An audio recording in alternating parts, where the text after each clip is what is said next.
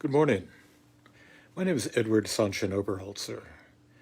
I'm the resident priest and guiding teacher at the Joseph Priestley Zen Sangha in Lewisburg, Pennsylvania. We're an affiliate of Empty Moon Zen. A couple of months after I started my job as director of the Thomas Beaver Free Library, just down the road, here in central Pennsylvania, the library board organized an evening wine and cheese gathering at the library for the local town fathers and mothers. And of course, there were nuns. It is central Pennsylvania, after all. It was their way of introducing me to the town and the town to me. I had been driving the 20-mile commute back and forth through the snow-covered farmland between Danville and Lewisburg for a couple of months that winter, and had seen my share of dead deer on the side of the road. Traffic fatalities that spoke to the fragility of a living body in the face of an oncoming car or semi, and the carnage that would result. I'd mentioned this to one of the men at the gathering, someone who had been holding forth on the joys of hunting. "Yes," he said, "you'll see a lot of that at this time of year. They call this the starving time." It seems that at the end of winter, food becomes so scarce that deer pay no heed as they cross the roads in search of scraps to eat.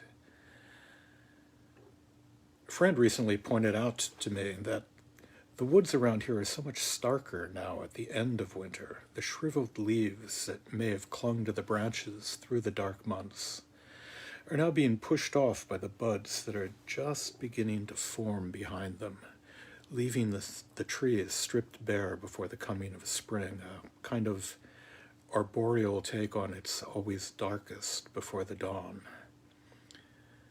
And just this morning, a flight of 5 turkey buzzards circled the field out back, and instead of gliding on to meander over the next field, spiraled in and landed just over the ridgeline, just out of sight, a rare occurrence.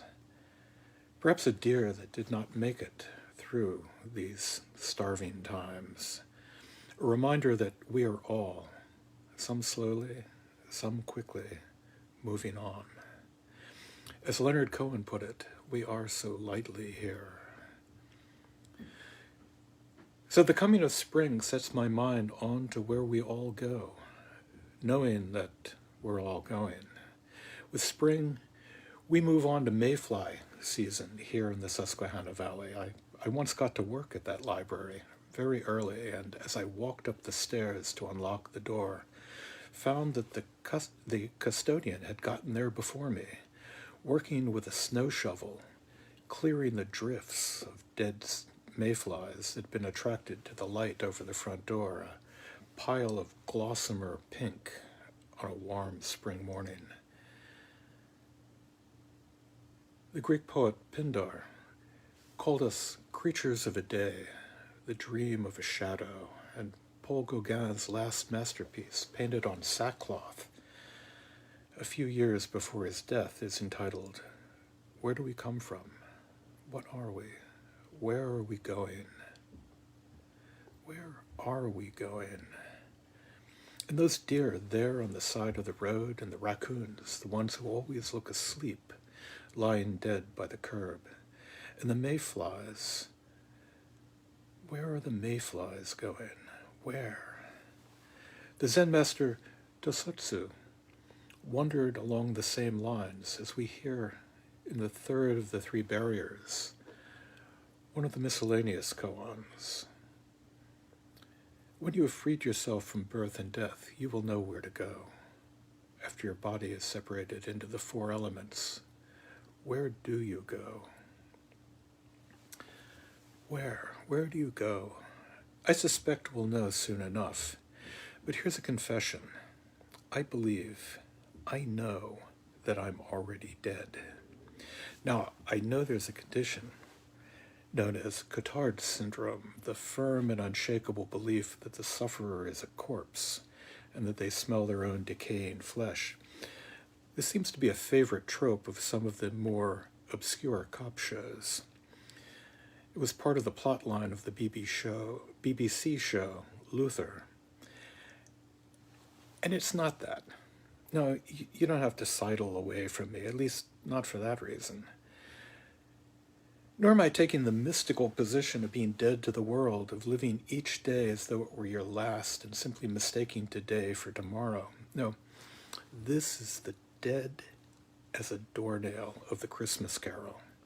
Though, of course, Dickens points out that a coffin nail would be the deadest piece of ironmongery in the trade. So here's the thing.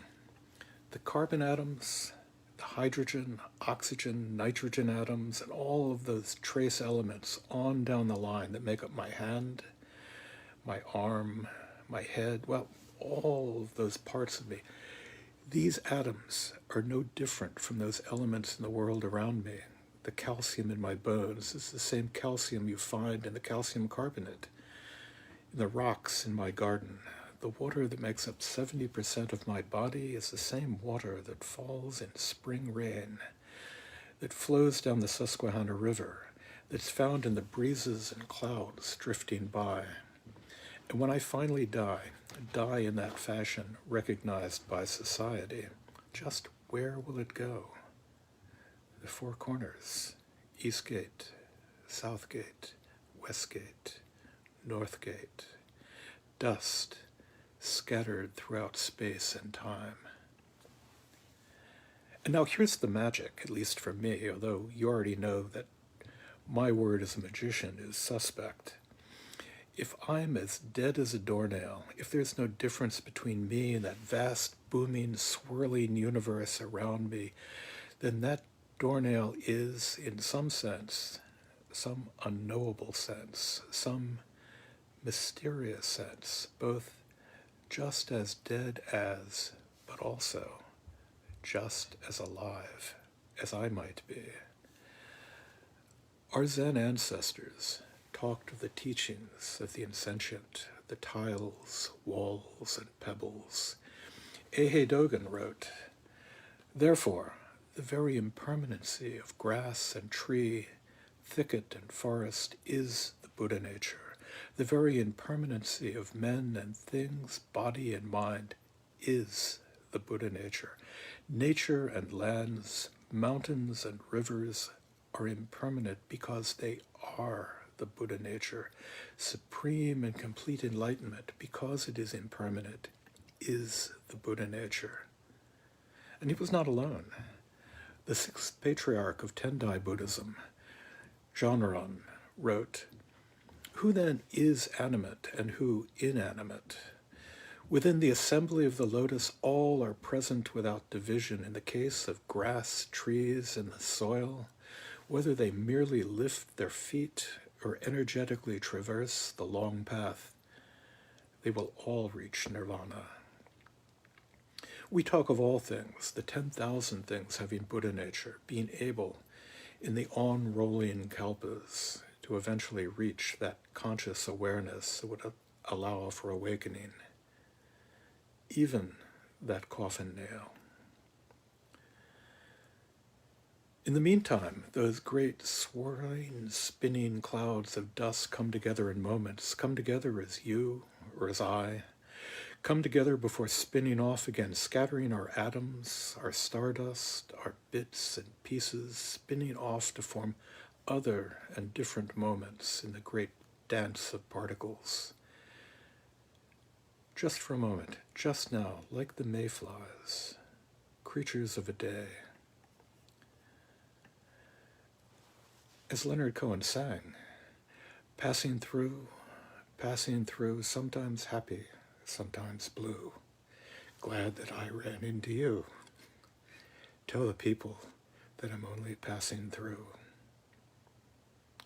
So, when your body has separated into the four elements, where do you go?